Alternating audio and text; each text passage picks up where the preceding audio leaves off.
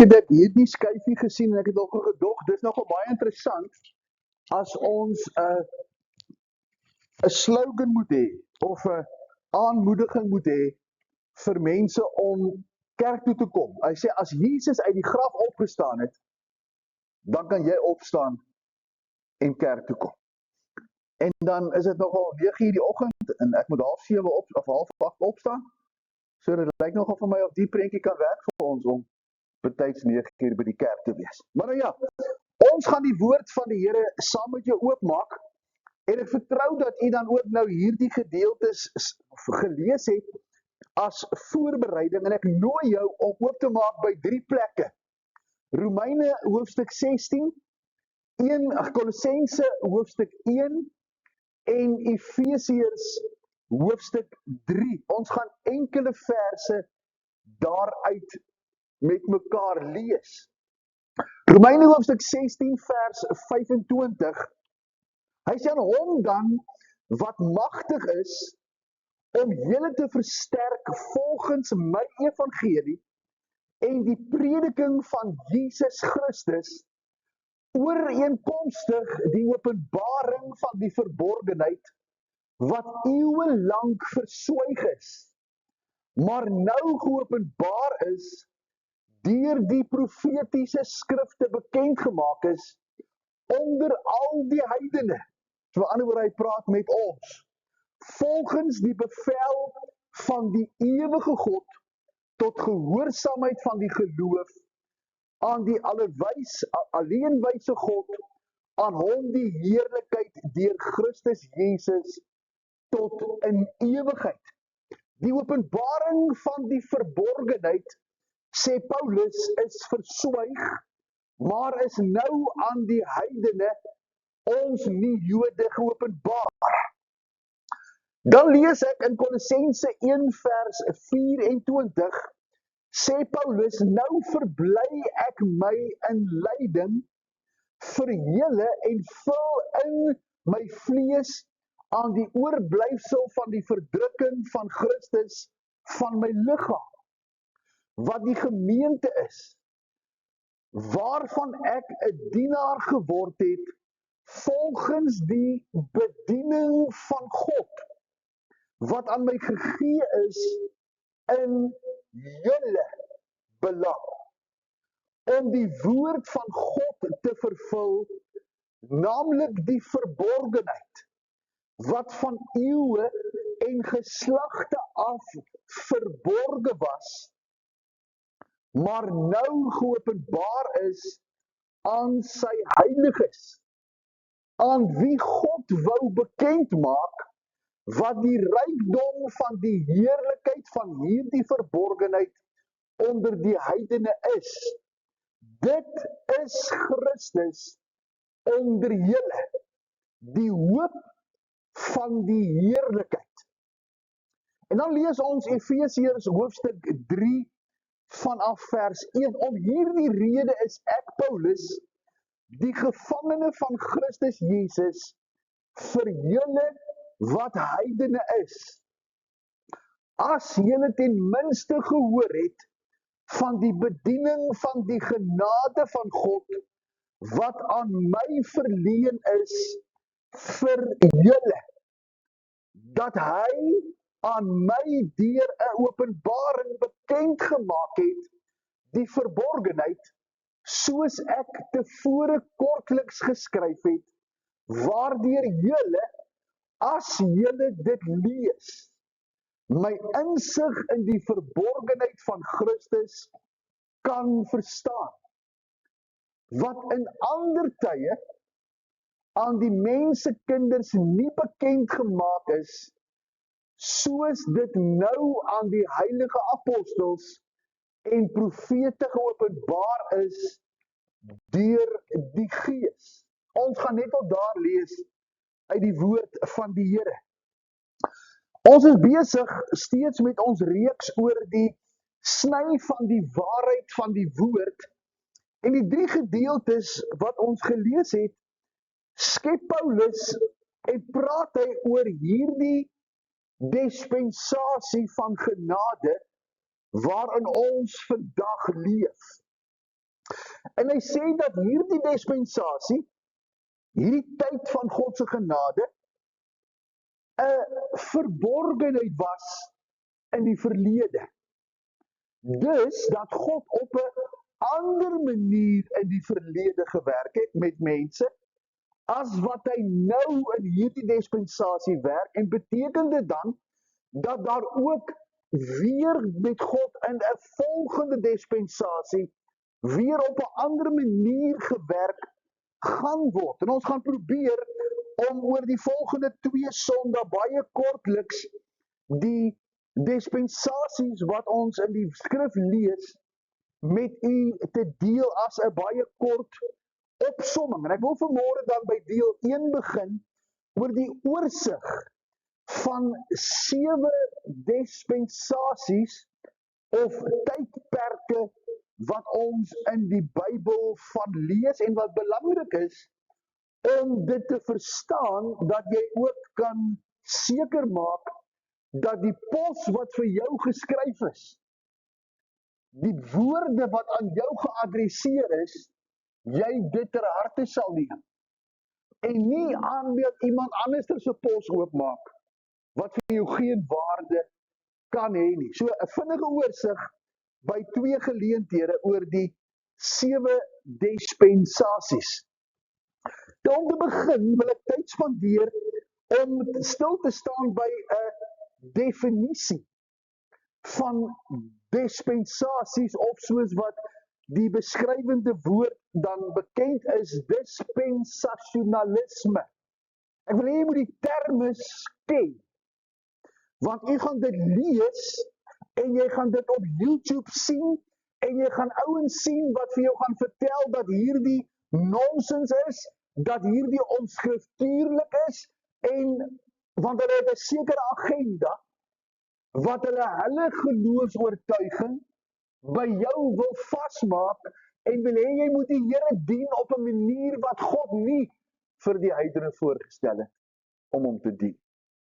En dit gaan maak dat jy geweldig probleme gaan hê en jy gaan op die plek kom soos verlede week waar jy talle kere in die Bybel gaan kry dat jy sê die Bybel weerspreek homself. En ek wil nie tyd spandeer nie, ons gaan daarby stil staan, maar jy moet oplet en jy moet bedag wees dat jy hierdie saak sal verstaan. En ek sê weer, soos ek altyd sê, moenie my woorde vat nie, gaan toets dit. Gaan toets dit aan die woord, gaan lees en gaan luister hieroor en maak seker dat jou opinie nie 'n opinie is van iemand nie, maar dat God hierdie woord in jou hart lewend maak. Die definisie van dispensasies. Nou, dispensasionalisme is ten diepste gewortel in 'n duidelike onderskeid tussen die etniese volk Israel en die Nuwe Testamentiese kerk. En dit word konsekwent en reg deur die Bybel onderskei. Daar is baie duidelike onderskeid. Ek en jy het nie meer nodig om offers te bring om van my sondes vergewe te word. Maar vir die Jode, die etniese volk van God, was dit noodsaaklik in die Ou Testament. Die offer het gewys na Jesus. En daarom aanbid ons die lam van God wat 'n tipe of 'n antitipe was van die offers wat daar vir ons in die Ou Testament voorgehou word. So as 'n baie duidelike onderskeid, konsekwent en reg deur die Bybel.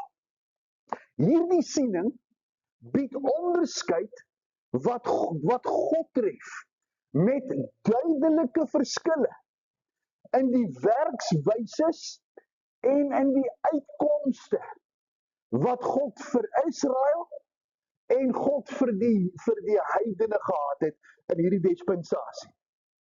Daar's baie duidelike verskille in die uitkoms en in die werkswyse van God. Byvoorbeeld, ons verwag nie 'n koning om by ons op die aarde te kom regeer. maar die Jode verwag 'n Messias. Ons verwag 'n hemelse belewenis. Ons verwag dat ons koningskap, of God se koningskap, deur die Heilige Gees in ons harte kom woon het. Waar die Jode verwag dat hulle koning fisies op die aarde gaan kom regeer. En dis die kern van die duidelike onderskeid. Alles wat God doen in die Bybel is ten doel om hom te openbaar aan die mensdom. En dit is belangrik dat jy vir die Here sal vra. Here, kom openbaar U self aan my waar ek leef en waar ek met U woord omgaan. Dit gaan oor die heerlikheid van God en sy verlossingsplan wat reg deur die skrif baie duidelik uiteengesit is. Ek gaan vir jou 3 teksverse lees. Efesiërs hoofstuk 1 vers 5 sê, deurdat hy ons voorbeskik het om ons as sy kinders vir homself aan te neem deur Jesus Christus. Wie is die hom? God die Vader het voorbeskik. Toe die Adam en Eva sondig het God sy seun gestuur sodat hy ons sy kinders kan maak. Hoor nou, na die welbehae van sy wil tot lof van sy heerlikheid. Met ander woorde, om 'n kind van God te wees, verheerlik God. Hy maak jou nie sy kind omdat hy 'n alterne doel of 'n plan met jou het nie. Hy maak jou sy kind om dit wat hy gedoen het in die begin, wat sonde vernietig het, hom dit herstel sodat kindskap hom kan verheerlik. In Efesiërs 1 vers 11 en 12, hy sê in hom in wie ons 'n erfdeel ontvang het, nadat ons van tevore daartoe verordeneer is, ooreenkomstig die voorneme van hom wat alles werk, volgens die raad van sy wil, sodat, hoor nou, ons kan wees tot lof van sy heerlikheid, ons wat reeds tevore op Christus gehoop het. Met ander woorde, deelgenootskap aan Christus verheerlik God. En dan die derde voorbeeld, lees ek in Efesiërs 1 vers 13 en 14, hy sê, in wie julle ook, nadat julle die woord van die waarheid, die evangelie van julle redding gehoor het, in wie julle, nadat julle geglo het, dit geneem het, verseël is met die Heilige Gees van die belofte, wat die onderpand van ons erfdeel is, om sy eiendom te verlos. Hoekom? Tot lof van sy heerlikheid. So wanneer God my en jou sekerheid gee van saligheid, is dit tot sy verheerliking. So alles in die Bybel handel oor die verheerliking van God. Die Jode, die volk Israel, het deur die offers te bring en die feeste na te kom en die Sabbat te hou, God verheerlik. Ons in die genade dispensasie word sy kinders, ons kry deelgenootskap, ons kry sekerheid van saligheid en ons verheerlik God daarmee. En daar sal weer 'n tydperk wees waar God dan weer gaan werk met Israel om hulle gereed te maak vir die koning wat kom in die vrederyk, en dit is tot God se verheerliking. Dit is die fokuspunt met die interpretasie van die skrif wat die woord van God reg verdeel. Dis die fokus. U moet die Bybel nie lees sonder om te sien, hoe kan my lewe wat doen? God verheerlik. Ek word nie gered Omdat ek nie net wil hel toe gaan nie. Ek word gered en ek neem die evangelie aan om hom met my lewe te verheerlik. Omdat dit sy oorspronklike doel met die skepping was. Die essensie van dispensasionalisme is 'n premillennialistiese siening. Dit beteken die koms van Jesus is voor die vrederyk. Ons gaan in die tyd wat kom detail gee. Die saak moet duidelik verstaan word dat elke premillennialis, ou wat glo dat die koms van Jesus voor die vrederyk is, nie noodwendig dispensasionalisties is nie. En andersom presies dieselfde. Ek gaan die onderskeid vir jou wys.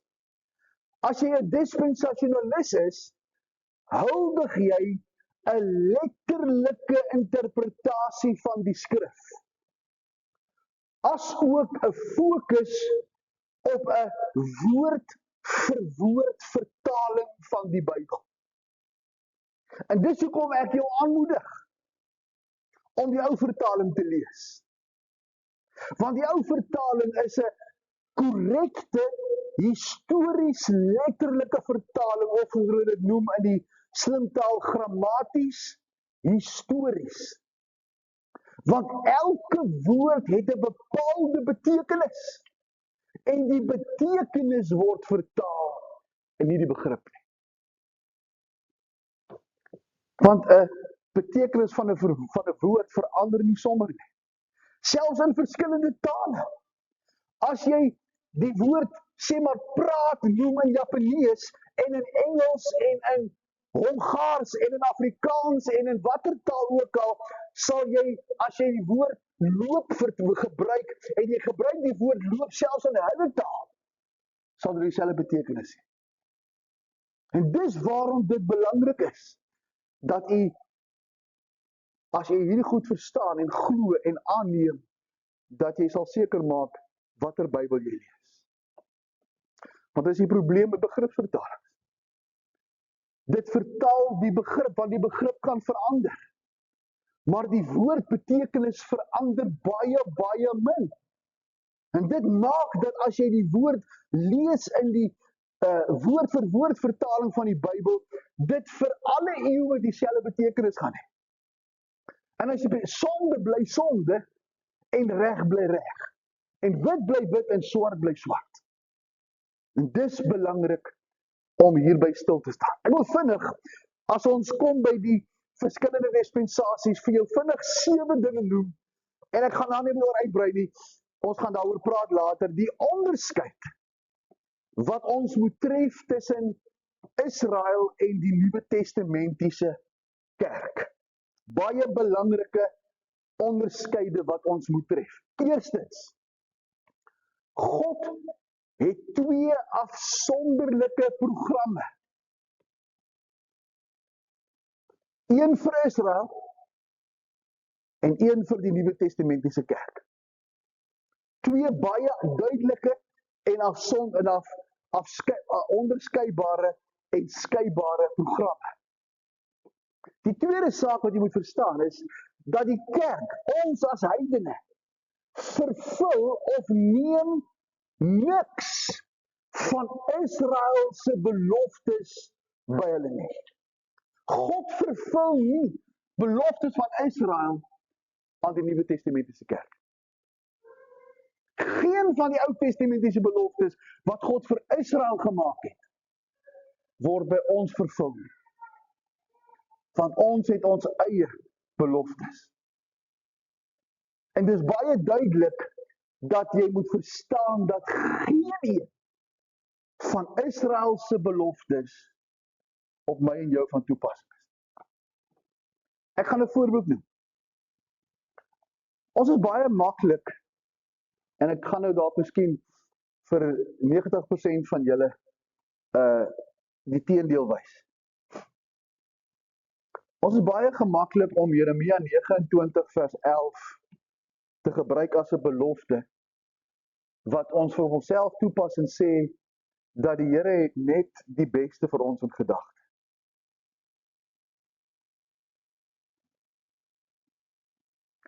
Maar as jy Jeremia 29 vers 11 lees, dan sê hy net in die volgende versie, dat God, alhoewel God vir Israel net die beste in gedagte gehad het hulle steeds weggevoer, omdat hulle nie wou bekeer. Nou kom ons pas dit nou toe.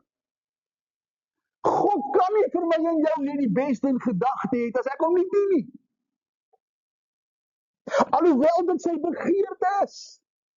Maar nou haal ons met Jeremia 29 vers 11 ander ons sê dat die Here vir ons net die beste in gedagte het en ons skryf dit op ons sosiale media bladsy en ons stuur dit vir ons vir familie en vriende en sê, moenie worry nie, die Here het nie die beste vir jou in gedagte, maar ek lees nie die volgende versies. Want Israel lewe op daardie stadium in ballingskap, omdat hulle ongehoorsaam was. En Jeremia sê vir hulle, julle besef nie, hoekom julle hier is nie, want hy het 'n beter plan vir jou. En julle die verkeerde gekies. So geen van Israel se beloftes kan ek en jy as vervulling vra nie. Want dis nie jou pos nie. Dis nie jou brief nie. Die derde is die kerktydperk. Is en word 'n misterie genoem. Ons het gelees by 3 geleenthede, Paulus sê, die verborgenheid wat nou aan die lig gekom het, wat van alle eeue af 'n misterie, 'n verborgenheid was. Met ander woorde, geen Ou-testamentiese profesie het dit wat God vir die Nuwe Testamentiese kerk in gedagte het, voorsien. En nou antwoord dit baie van jou vrae. Van die ouens wat nou anti-sekere teorieë is, sal sê, maar nou net in 1 Tessalonisense 4 lees jy van die woord wegvoer, en nou wil jy dit wegraap en maak, maar nergens anders te lees ons dit. Jy sal dit nie lees nie. Want dit was 'n verborgenheid, wat God vir Paulus gee, om te openbaar. Nergens lees jy van die liggaam van Christus nie, dat ons lede is van sy liggaam nie. Maar die Here daardie verborgenheid vir Paulus gegee om aan die Nuwe Testamentiese kerk te openbaar. Nergens in die Ou Testament sê jy lees dat Israel was deel van 'n liggaam. Maar hulle was God se geslag. Hulle was God se kinders. En dis hoekom Jesus vir Nikodemus in Johannes 3 vers 3 sê jy moet weer gebore word om die koninkryk van God in te gaan, want Israel het God se plan verwerp. Julle is onder Romeinse mag. Julle, Nikodemus, die geestelike leiers, moet op die plek kom waar julle teruggaan en die geboorte van julle volk laat toe teruggaan, sodat julle weer my volk kan wees, want vir my volk kom ek as koning. So geen Ou Testamentiese profesie gaan vir jou goed gee wat in die Nuwe Testament 'n misterie was. Die vierde, die huidige kerktydperk is 'n parentese of 'n tussenvoegsel waar tydens God sy primêre doel met Israel tydelik opgeskort het. Nadat hulle hom op Pinksterdag verwerp het. Toe hom gekruisig het en op Pinksterdag toe Petrus sê bekeer julle en laat julle doop om Jesus aan te neem as Messias, sal julle sien dat groot menigtes dit gedoen het, maar die ander menigtes van die Jode het dit nie aan, het Jesus nie aangeneem as Messias. En daar word hierdie doel wat God met Israel onderbreek en God wend hom tot die heidene. En hy roep vir Paulus met die evangelie om nou vir Jood en vir heiden Jesus as verlosser te bied. Die vyfde, die kerktydperk het etlike jare na Pinksterdag begin met die bekering van Paulus in Handelinge 9 en sal eindig met die wegraping of die wegvoering van die kerk van Jesus Christus by sy wederkoms. 6. Die kerk of die liggaam van Christus bestaan slegs uit gelowiges wat tussen Pinksterdag nadat die Jode Jesus verwerp het en die bekering van Paulus tot by die wegraping gered word. Dis die Nuwe Testamentiese kerk. En die Jode moet deel word van hierdie geloof in Christus, nie as Messias nie, maar as die verlosser. So wat Paulus in Efesiërs 3 sê, dat daar nie meer onderskeid tussen Jood en heiden is. Nou die laaste is die kerk as liggaam van Christus sluit dus nie die Ou Testamentiese gelowiges in. Hulle word opgewek aan die einde van die verdrukking om die koninkryk, die vrederyk in te gaan. Ek wil vinnig vir jou hierdie kaart wys, ons gaan baie hieroor praat, so ek wil nie tyd spandeer. Jy kry mense wat vir jou sê, maar God het al baie langer met Israel gewerk, as wat hy nou met heidene werk. So anderwoorde, dit wat in die Ou Testament staan, moet ons nakom. Ek wil gou vir jou wys, daar 7 dispensasies. Die dispensasie van onskuld, gewete, menslike regering, belofte, wet, genade, koninkryk. As jy na die fokuspunt kyk, sal jy sien dat die eerste 3 dispensasies verbygegaan het, waar God in die algemeen met mense gewerk het. Geen onderskeid tussen Jood en heiden nie. Dan werk hy van die uittog af totdat die Jode Jesus verwerp uitsluitlik met Israel. Dan eers by die genade dispensasie werk God toe die heidene die Jode Jesus verwerp en Paulus geroep word, werk God met die nasies, maar hy sluit die Jode ook in. En dan die dispensasie van die koninkryk tot by die nuwe hemel en nuwe aarde is waar God weer met Israel intensief sal werk. Want jy sal sien dat die doel wat God met Israel gehad het, is onderbreek toe hom verwerp het, maar hy gaan terug om met hulle te werk, want hy wil hulle voorberei vir sy koningskap.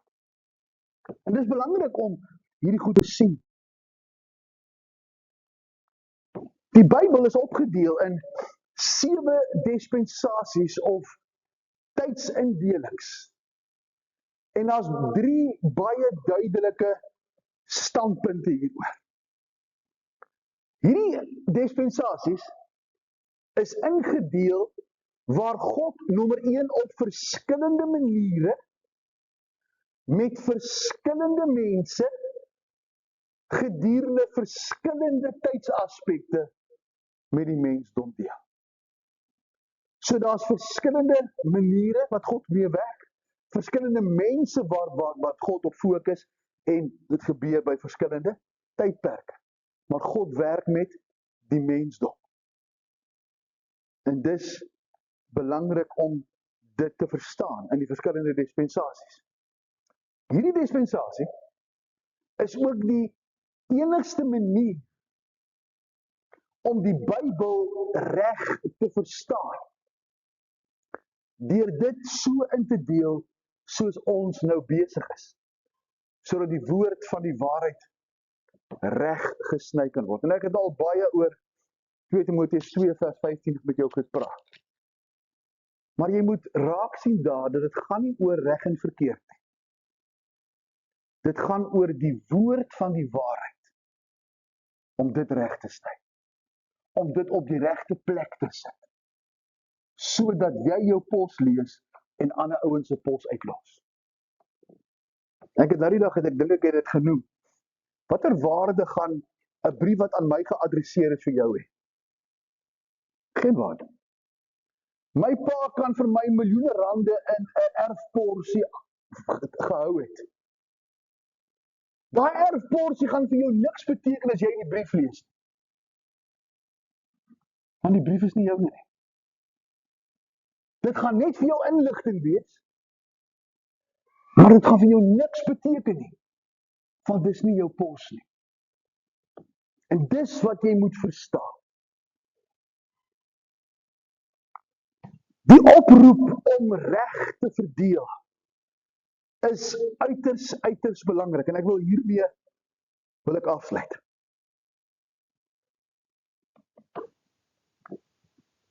Daar is geen ander belangriker teksvers in die Bybel, behalwe dat jy die evangelie van Jesus Christus moet glo en aanneem, 1 Korintiërs 15 vers 1 tot 4. Is daar geen ander teksvers wat belangriker is in die Bybel as 2 Timoteus 2 vers 15. Want dis juist hierdie gesprek wat Paulus met die jong dominee van Efese het, met Timoteus het, waar hy vir Timoteus sê, ek vermaan jou, Timoteus, om baie versigtig met die woord van God om te gaan.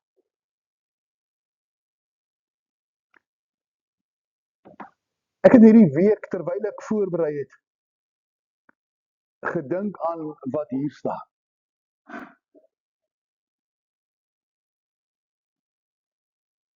Want weet u wat?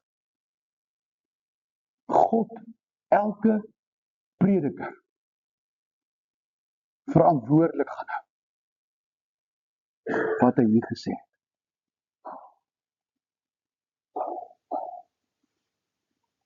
So ons moet baie versigtig wees.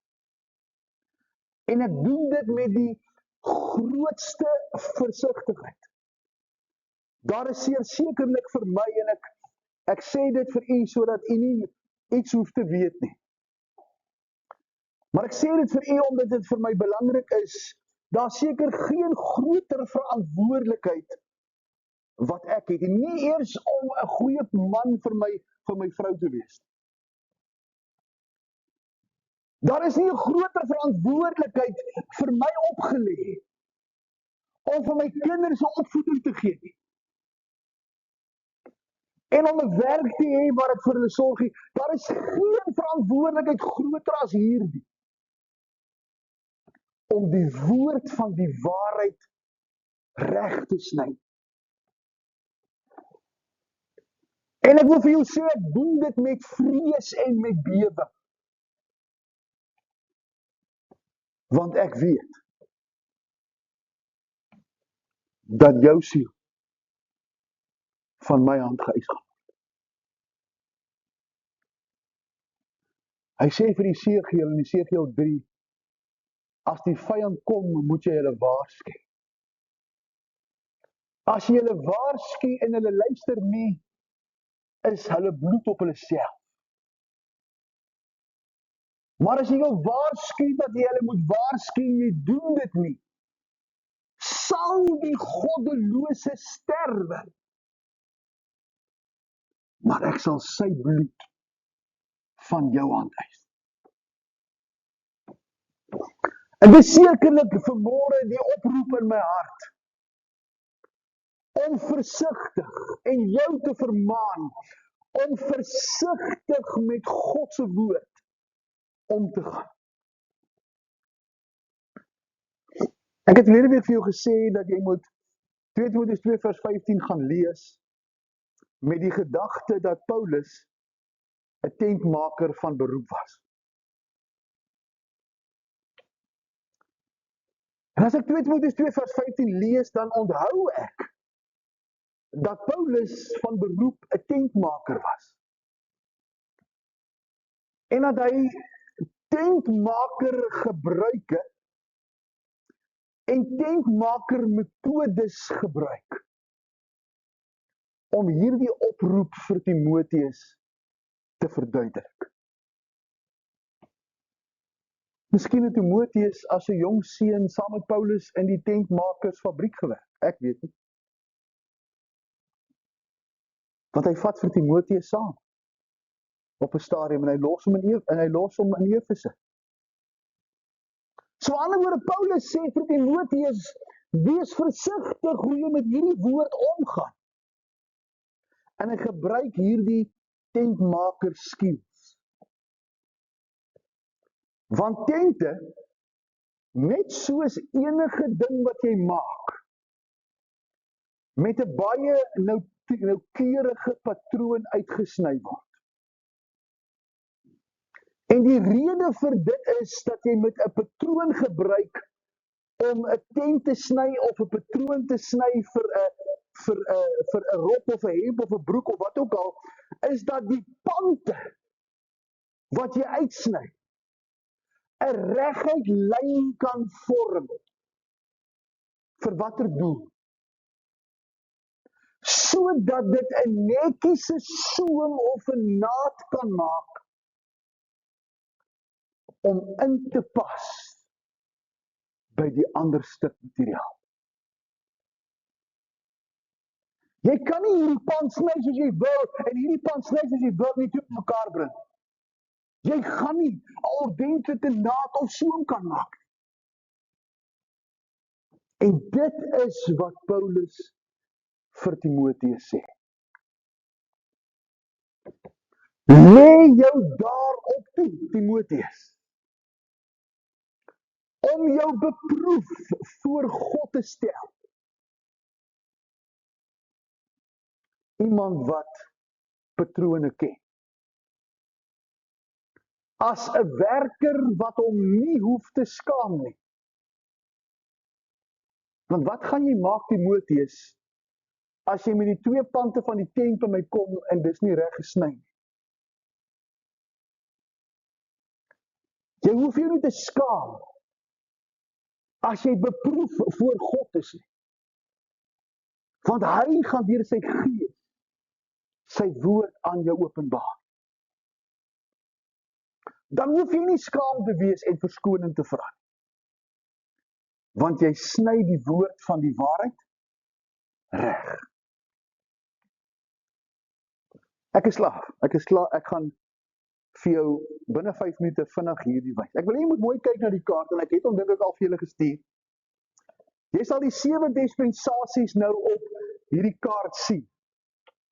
Die groen is die onskuld, gewete is die rooi, oranje is die menslike regering, blou is die belofte, geel is die wet, pers die genade en donkerblou die koninkryk of die vrederyk.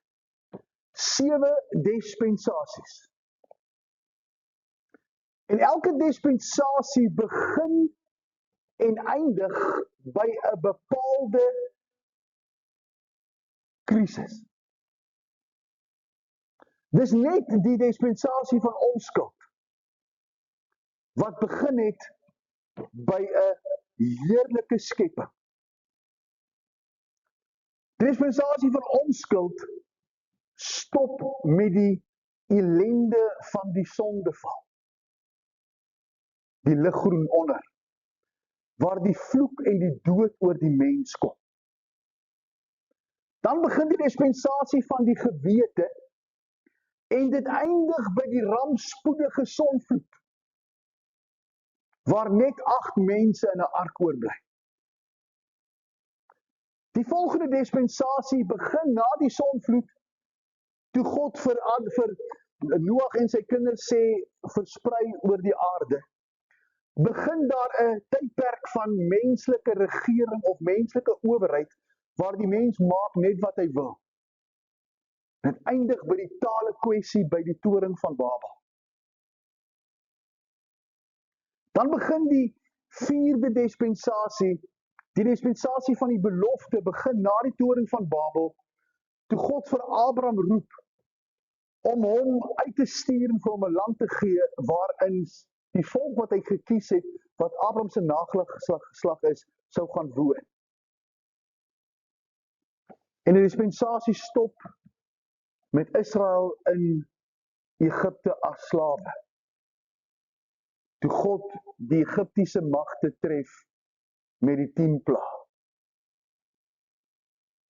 En dan begin die dispensasie van die wet, toe God die volk Israel uit Egipte uitlei.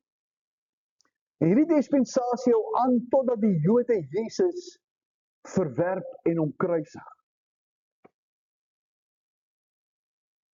En dan is Handelinge se eerste 9 hoofstukke die oorgang tussen die boodskap van Petrus aan die Jode en Paulus se boodskap aan die nie-Jode. En dan begin die dispensasie van genade. Kom ons sê nou maar van Pinksterdag af, maar dis so 'n paar jaar na Pinksterdag. En dit hou aan hierdie dispensasie waarin ons leef, totdat God sy kinders wegruk. Om wat te doen? om by 'n tydperk te kom waar hy Israel in verdrukking insit vir 7 jaar, om hulle voor te berei om tot God te bekeer, dat hy vir hulle kan koning in Jerusalem wees. Die volgende ellende, die verdrukking van Israel. En dan begin die dispensasie van die koninkryk, waar Jesus kom, met die ruiter op die wit perd, sy koninkryk op aarde vestig vir 1000 jaar, en hierdie dispensasie eindig met die groot wit troonoordeel, waar God elke mens wat Jesus nie ken nie veroordeel. Die aarde verbrand, 2 Petrus 3, 'n nuwe hemel en 'n nuwe aarde skep. Dis baie vinnig die oorsig, en ons gaan volgende week gaan ons begin om by die dispensasies stil te staan. Ek hoop dat hierdie woord vir jou tot seën is, dat jy agtergrond het, en dat jy die woord sal honger gaan bestudeer, om seker te maak, dat dit wat jy hoor, in die Bybel staan. Die Here gee vir ons genade, kom ons buig ons harte, en dan bid ons. Here, baie dankie vir die woord. Dankie vir die geleentheid, Here, dat ons deur u woord kan blaai. En Here, Heilige Gees, dat u vir ons dit uitlig, soos wat u vir ons kennis gee. En Here, nou is kennis baie gevaarlik, as dit nie toegepas word deur u Gees, en vir ons laat groei nie. En wil ek dan kom bid, Heilige Gees, dat u hierdie woord sal gebruik, dele van dit gebruik, soos wat dit u plan is, om vir ons in die volle waarheid te lei, sodat ons u woord reg lees, reg verstaan, en reg onderskei. Baie, baie dankie, ek gaan voort met die werk, ons aanbid u, ons eer u, in Jesus se naam. Amen.